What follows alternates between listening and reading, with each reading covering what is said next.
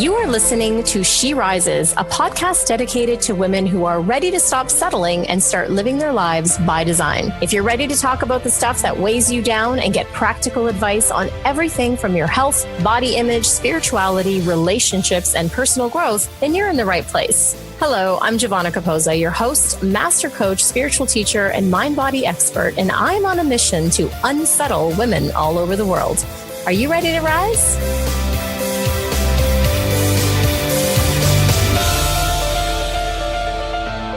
Hello, and welcome back to another episode of She Rises. I am your host, Giovanna Capozza, and I'm here today with my good friend and colleague, coach, writer, and speaker, Dr. Mandy Leto. Mandy is a champion of people seeking more, which typically includes more light, more peace, more purpose, and more authenticity. She supports high achievers who are ready to redefine success without taking the off-ramp into self-help oblivion. There's no need for a silent ashram if you're an extrovert in zebra striped stilettos, and boy, is that ever true. In this episode, Mandy and I both discuss our real world, real life rock bottom moments. Mandy especially, she's a high achieving woman and a type A personality still, and yet she's found a way to live a way that is more balanced and more supportive of her personal health. I hope you enjoyed this episode. We're going to dive into what it looks like to ignore burnout, what the early signs are, and what it looks like when you've actually hit the wall. You might think, well, that's obvious. You hit the wall. You have no energy. You're down for the count.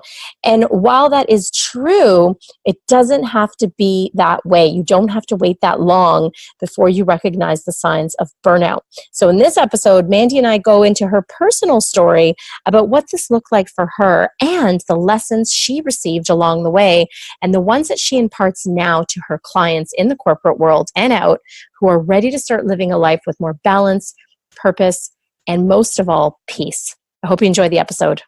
Hello, Miss Mandy Leto. Welcome to the show. Thanks for having me. I'm so excited to be here. I'm really excited to have you because you are, I was going to almost say you're like former overachiever, turned this amazing Zen master coach. But, you and I, we still struggle with the overachievement, don't we? I think it's one of those things that lurks in your system like a cold sore virus, and under the wrong circumstances, it rears its ugly head. So yeah, totally. I would love to pretend it's gone, but no, not there yet. I agree. I don't think it's something that we can cure. And that's kind of where I want to dive into today because, obviously the type A high achieving woman that listens to my podcast and that I coach and you coach as well. There's sometimes this thing, and I know this just from personal, where it's like, we've seen where this has gotten us and we think, oh, I've got to fix this. Like, I can't be like this anymore. But there is that element that you just said where it is in there. It just it's part of who we are. It's like almost part of that little identity or psyche that we have. And I wonder if you could share briefly your journey through this with the audience, because you were a former investment banker who, self-assessed, said you were completely detached from your body, completely ignoring what it was telling you about your level of stress and fatigue and the physical symptoms. So walk us through that a little bit, and then we'll kind of dive and weave in there. I'll start with one of my first with one of my favorite quotes. Life tells you nothing. It shows you everything. And so I went into investment banking, having finished a PhD, and I was raring to go and prove to the world that I was going to make an amazing career for myself. And I think because it was such a stressful job and there were a lot of very challenging personalities to deal with, I think I learned as a skill, like from a small child, and I think it really went on steroids being in banking, how to suppress a lot of things that I didn't want to deal with, feelings, emotions, rage, even the knowing that this was not really the right place for me.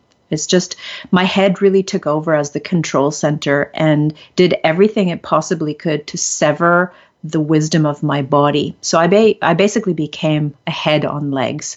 And I think I was very successful in my banking career like that because I could really unleash my type A-ness, my 3 in the Enneagram, my my passion and my gumption, and it served me. But like any strength that we have, any strength overdone becomes a weakness. And eventually, when I left banking, I didn't crash and burn while I was in banking. It was only afterwards, because I think it was a slow burn, this abandoning myself, abandoning my knowing. It happened actually after I was on maternity leave with my daughter, and I decided to leave banking. And I think it's a little aside. Does that ever happen to you? Like when you go on holiday and you finally relax, and then you either get a cold sore or you get a cold or something like that, that it happens at that moment. Absolutely. Yeah, absolutely.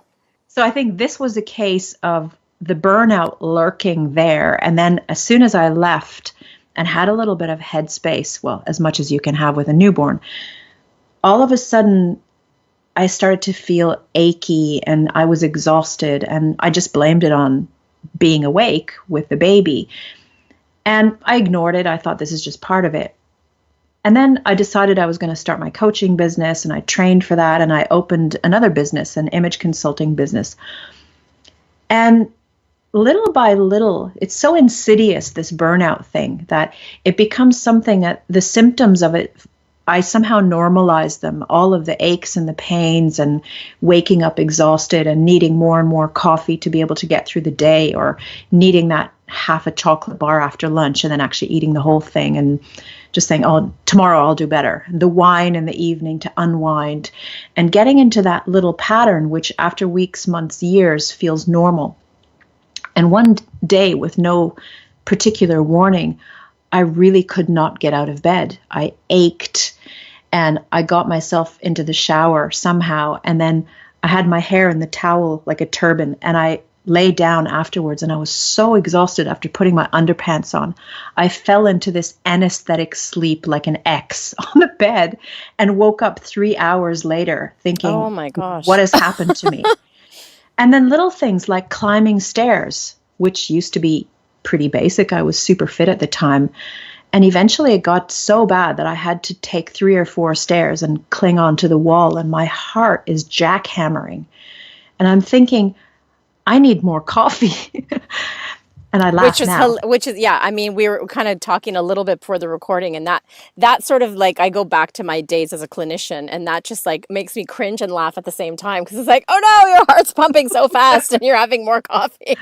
And it's funny, I just also want to catch too, Mandy, that I love that you use the word normalization, because this is, I think, when, my fascination with this culture of burnout that we have is that we've almost normalized, right? We've made being busy like this, like accolade, like, oh yeah, you're busy. Almost being exhausted has become the new badge of honor. Like, oh, I'm exhausted, and we normalize all these things. And I love that you just said right now, I was super fit at the time, but you weren't internally, right? So it's like we do this thing where we look outside and we're like, well, I'm super fit. Like I've been going to the gym and I'm, this size or whatever. And so that's kind of funny. I just caught you say, well, I was super fit at the time, but your insides were just slowly, depleting. Absolutely. And it took that kind of utter physical rebellion, because I was just not wanting to hear. I knew best. I knew how to run my life. I knew how to be successful. And what happened next is I happened to bump into a friend, and she said, oh, I've been going to this amazing nutritional therapist.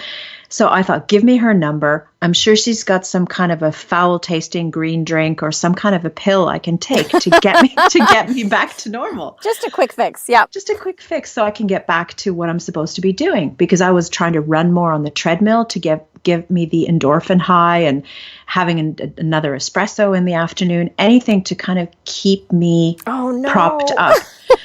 And then she did an adrenal test on me. She said, oh, I'm sure it's nothing, but let's just do this saliva test.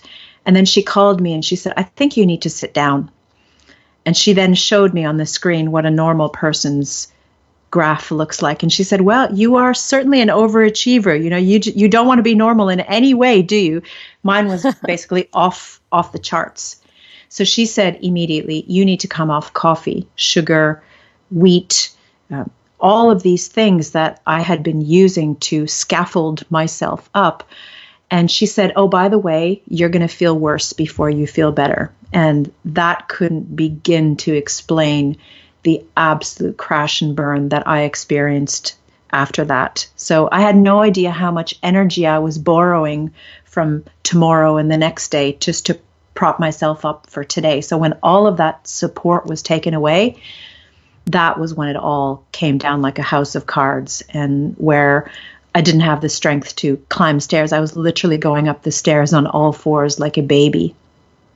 And it wasn't just the pain, and it wasn't just the loss of energy, but having to spend weeks, months, and it actually became nearly a year when I was not fit for purpose at all, of having to stew in my own juices. The worst pain was not physical, although that was pretty bad too. It was the loss of an identity, because I was so over-identified with achieving that when I couldn't do all the things I was doing anymore, I had no idea who I was. That's beautiful. I want to actually stop you right there, because to me, my assessment of this, and then, by the way, this is for everybody listening, this is also a personal assessment. I mean, I resonate so much with your story. It literally took me like feeling my absolute worst. I remember, I was sitting on the toilet where all good ideas come from. And I was sitting there because for basically 2 years, I had been going, what's wrong with you? Like, get your shit together. Why can't you blah, blah, blah? Like, I just had all this like negative mental talk and the loss of identity and the just feeling unmotivated. And I was literally sitting on the toilet one day and I had this like epiphany of like, oh, wait, I've seen these symptoms before, right? And I suddenly remembered my days as a clinician. I suddenly remembered, that I specialized to a large degree in women's issues and this sort of symptomatology, right? And I sat there and I thought, oh my God, like I have this adrenal thing going out. Like I'm bordering chronic fatigue. Like and then, I started to do the work of fixing myself. But, your story is unique to you, but it's not unique in the sense that when we, so a couple things at the bottom of this, right? Like that identity that you talked about, right? The identity to, I am this person. I'm this person who achieves. I'm this person who gets things done. I'm whatever. I'm busy. I'm a good student. All of that, it's propping up that identity that I think, and I'd love your opinion on this, I think is at the core of this overachieving, of this really burning ourselves out because we're trying to prop up some false sense of self. And what you just described there, Mandy, was beautiful because, you had to crash and burn. And then like beyond the physical hurdles, it's the mental one. Because it's like, Who am I now? And actually just today published a blog called, Who Am I Now? Around that, because it's like, well, who am I now? And that causes like other symptoms on top of it, which is depression and, anxiety even. What do you think for you? Because now you've come out the other side of it. But like you said, it's kind of like the cold sore virus, like it's kind of in there. What's your assessment of like, what's at the core of this? Like, or what was it for you? At the core of this was, I think the burnout, we talked about this before. I think the burnout was actually a symptom. And what I was looking to do was to find anything possible to treat that, thinking that was the problem. And if I could just get rid of the burnout and get my energy back, then I could get my life back. So when I went to traditional medicine, I went to acupuncture, I went to reflexology, I had head massage. I then realized that none of those things were actually fixing the dull, empty pit that was inside of me. So I decided I was going to go a bit more woo. And then I went to see a tantric expert, and I went to wild women retreats and had conversations with Vag. And then I did I did 7 veils. That's the topic of another show. Conversations with your vagina. That's the next one. 7 veils dancing and, dance naked in a room of strangers. And, I've been on this side of mountains in Sedona with shaman and done all kinds of deep work. And initially that work was simply like, okay, the traditional stuff is not going to work. So I now need to find another direct route to feeling like I used to feel. I was obsessed with getting back to where I was until I realized that self like in any journey, in any hero's or heroine's journey, there has to be a death. And in this case, it sucked because it was mine. It was my own death of this identity that I had clung so desperately to. And I didn't want to let go. I didn't let go of it gracefully. In hindsight, I wish I could have such a nice, tidy story to say, like, oh yeah, and I just realized that me was gone into the ether. No. I fought and I thrashed, and it was hideous and messy. And I got really angry and resentful. So finally, when I started to see that she was gone, I had to start to figure out, well, who am I when I don't have to be somebody? And that, I realized, was actually the beginning right there of space, just empty space, and realizing that I can now, when I've been broken apart, take all of these broken pieces and discard the ones that don't serve me anymore, and actually mosaic myself back together into whoever I want, because now I can be who I want. I don't need to hustle for worthiness or be somebody for somebody else. And this is the beauty of getting into this crone energy of being a middle-aged woman. Bring it. I love it. You just gave me something else for myself in there too, because, for many years, people have asked me, because I had my practice for 8 years, right? And I burnt out essentially from that, right? And so, for many years, people have said to me, well, would you get back to that? Like, would you go into that? And I absolutely adore complementary and alternative therapies. And I really do believe that there's a way to be complementary with medicine and exactly all the things that you did. Like, I was part of that world. Which I realized after was another, like you said, another prop, right? Another try to fix her upper, another thing that let me do this, and the women that come to me are like, yeah, but just give me like the 5-point plan. And like, should I take more vitamin C? And like, oh my God, right? I was that woman. Yeah. So annoying. Totally. But I was also part of the system that I realize now that was looking at, let's look at your symptomatology. Let's get you on this. Let's get you on that, which of course is a big, huge part of it. I advocate that still to this day.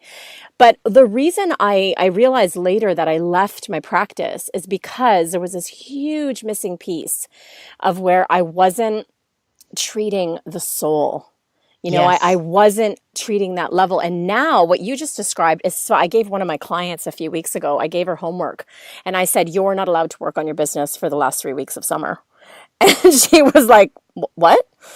Because as soon as I give her doing homework, she texts me like an hour later and she has the whole list of stuff she did. But being homework is the hardest homework that I can give my clients. And I wonder, what's your experience with that now, the being part now? It still makes me a little bit twitchy, to be honest. But this is a long game, right? It's It is. I think it's there's a bit of doing and a bit of being and a bit of it's a 2-step. And you can only hop on one leg for so long. So I'm still a lifelong student. I'm a slow learner. Do you find now, Mandy, that you are more, I guess this is the best word, or you're more embodied now? In other words, you're paying attention more to your body's messages? I think so. I was going to say I don't really have any choice, but there's so much gratitude, and it's also been a huge process of forgiveness. I'm writing a memoir at the moment about all of this, and when I was my father, who's passed away now, was a huge part of this, and I had a lot of resentment towards him. He was an alcoholic, and he drove me and pushed me, and I think a lot of my drive and achievement does come from that history that I have with him. And when I went on this journey, my book coach said, oh, you must find this whole forgiveness thing so much easier now that you've forgiven your dad and also yourself. And I said, what? Forgiven myself for what? I was sincerely perplexed by that statement. And she said, oh, for how mean you've been to yourself all those years, how you've driven yourself. And I don't usually have a shortage of words. And I just gaped for a moment. And it never occurred to me. I'm a smart person, but it never occurred to me how mean I had been to myself and how I had punished my body. Even when my nutritional therapist recently had said, you need to stop all this, you need to clear your calendar. I said, can we just stop this maybe like in 3 months' time because I'm just a little bit too busy right now. So even though my body is crying for help, it's on its knees, I still don't want to listen. And I think part of this whole being journey has been to sincerely forgive myself for just being so out of touch and for being so disembodied. So I think now one of the practices that I do every day is just to, I know it sounds corny and it's so overdone, but there is this whole gratitude of just these legs have carried me through all that, this tummy, which is a bit more comfortable than my achiever self would have liked. It's there, it gets me through every single day. It gives me somewhere to rest my arms when I cross them.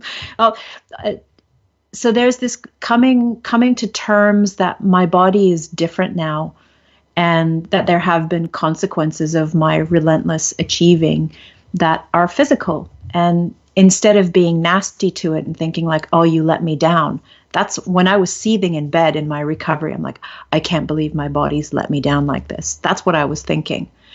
And now I know that I've evolved at least a little bit because I can be much gentler in my inner dialogue with my body these days.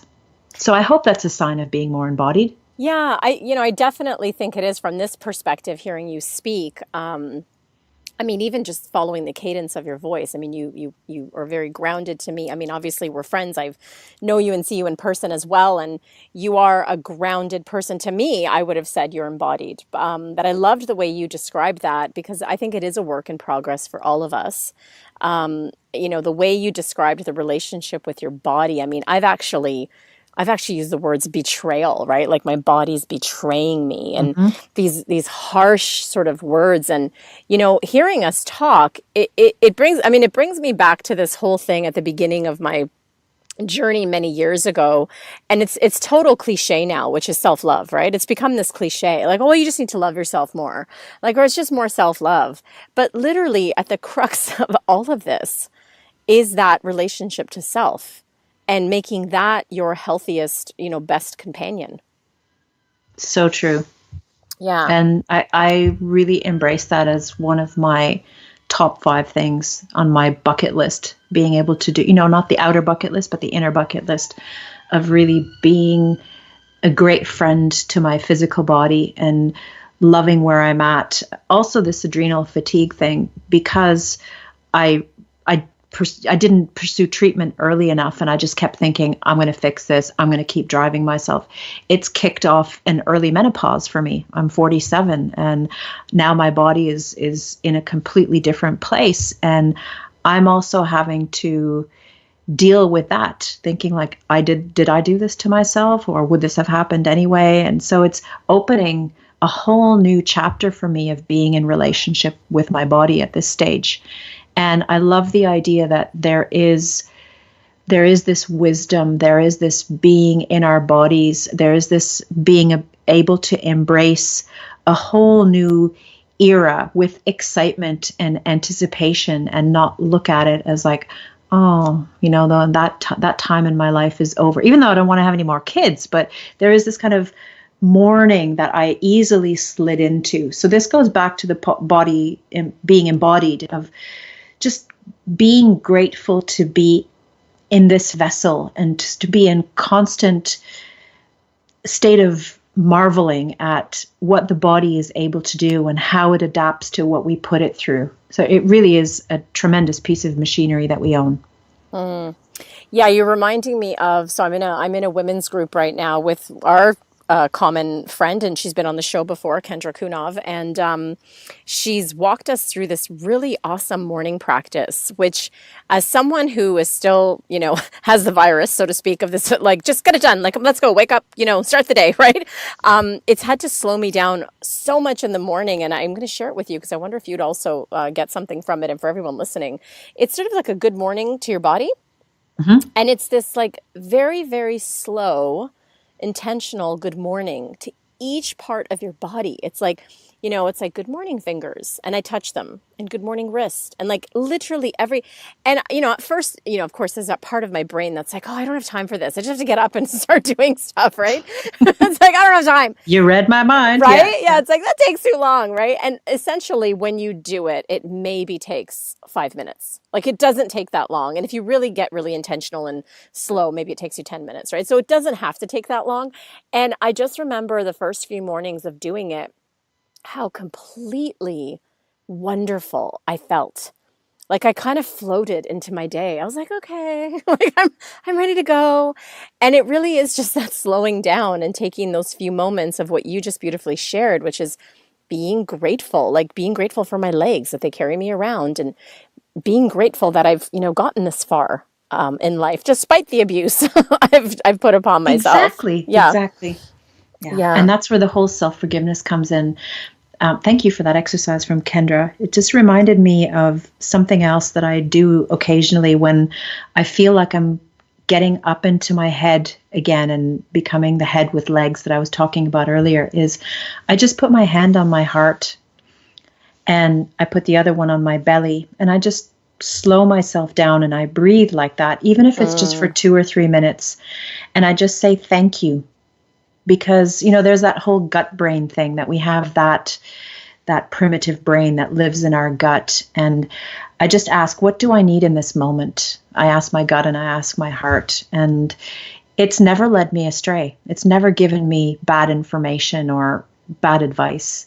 So it's just remembering to do that occasionally, especially when I start getting all strung out and crotchety and annoyed about things. And that's my favorite word. I didn't think anyone else said that word but me, but now I know we're soul sisters, Mandy. It's a Canadian thing, maybe, crotchety.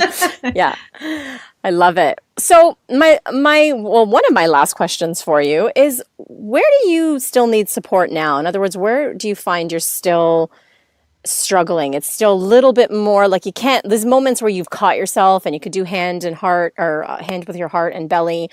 That's great. But where do you find that you still, I call it going temporarily unconscious, right? Where you just forget.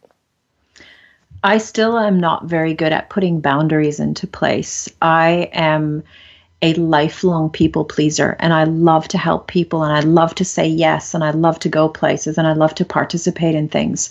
And sometimes I do that. I over yes and I over give, much to the chagrin of this kind of budding new practices and sleeping more and meditating and all of these restorative, nourishing things that are so easy to say, oh, I'll do it tomorrow.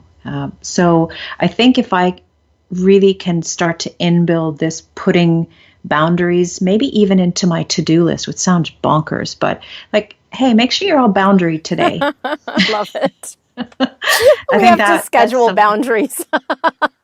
Well, they say, I just had a habit expert on my podcast, and she said it takes between 66 and 120 something days for a habit to take root. And I know this to be true. So it's something that if I bring it into my consciousness and actually just think, do I really want to say yes to this? And this is something I learned from the Tribe of Mentors, Tim Ferriss's book. One of the people he interviewed in there said, when you're actually presented with something to come to, attend, take part in, a dinner, coffee with somebody, what this person suggested was give it a yes or a no based on a 1 to 10 rating. So it's so easy to say yes to something and over yes because it's 6 months down the road. And then on the day, you're face palming like, why the hell did I say yes to it? I don't even want to go to this thing. And then you get radioactive and cranky and everything else. So to stop that happening, because that happened to me a lot, I started to actually evaluate these things in the moment. Like, am I a real hell yes about this? Or am I a meh about this? Or am I no thanks to this? And on this numerical scale, what I read in the Tim Ferriss book is you're not allowed to use the number 7 because we hide in the number 7. It's like, yeah, it's a 7 out of 10 for me, which is totally beige, right? It's a total place to hide. So if you eliminate the number 7, is it a 6 or is it an 8? So you get an invitation. Is this a 6 or is this an 8? See, game changer, right? Yeah. And that for me is a real great way of boundarying. And it's a real wonderful practice for me to really start to remember to put myself into my life. I absolutely love that. I just like, I got head to toe goosebumps with that because I didn't know that. And then as soon as you said it, I was like, oh my God, that's so true. Like we totally do that. Wow. Okay. I really like that. I like Good. that. Yeah. Audience is going to love that too. I love that. Oh, Yeah. Mandy, Eliminate the sevens. yeah, I mean, I'm looking and we're already like almost at time. Could you leave us with your favorite nugget? Like what is the takeaway that was the game changer for you that just started to shift everything for you? Because I know there's at least a dozen women, if not more, listening to this and on your story and my story going like, oh my God, that's so me right now. I can tell you immediately, do not ever believe the 2 a.m. voices. You know, when you wake up, and especially if you have burnout, often I still am occasionally, you're awake in the night and listening to the night buses rolling by, contemplating life, and those voices at 2 a.m. in your head of, oh my God, it's going to go horribly wrong. You're going to be like this forever. It's going to suck. Your best days are over. Those 2 a.m. voices that tell you to, usually it's the opposite direction. That's what I've discovered. So the 2 a.m. voices have never been a friend to me. So I just realized that they're there and they need to have that's their mic time, at 2 a.m. That's when they're at the mic. And I just recognize that they're there and realize that tomorrow morning things are going to look a lot different. I love so no that. sevens and no 2 a.m. voices. No sevens and no 2 a.m. voices. I love that. And if you are listening and you have 2 a.m. or 2:30 or 3 or 3:30 a.m. voices, know that, take it from me, that is a sign and a symptom of adrenal fatigue. So, even like don't listen to the voices, but also get thee to a medic, get somewhere. Usually it's subclinical at this stage still, but that's a sign. So I love that because it's a dual thing, right? Don't listen to the voices and take that as a symptom that your adrenals are struggling, and your cortisol is peaking too early, too high. There you Totally. go. Don't listen to the voices, but take the message. Yeah, I love that. Oh, we're good, Giovanna. We're good. I know. What a team. Mandy, thank you for being on this show. I always love speaking with you. I love that you agreed to be on and that you had me on your podcast. And I just love the conversations with another amazing, beautiful, powerful, heart-centered woman. So thank you for being here. Thank you so much for having me. This was so much fun to riff on this with you. Yeah, awesome.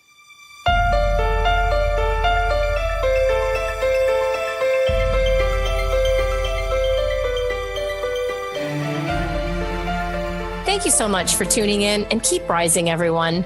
For books and resources related to today's episode, make sure you head over to sherisespodcast.com and I'll see you there. If you've enjoyed today's episode, make sure you tune back in next week when I dive into more juicy topics to help make your life the best it can be. And hey, if you've enjoyed listening to the show and you love it, head on over to iTunes and leave me a rate and review and subscribe there to the show.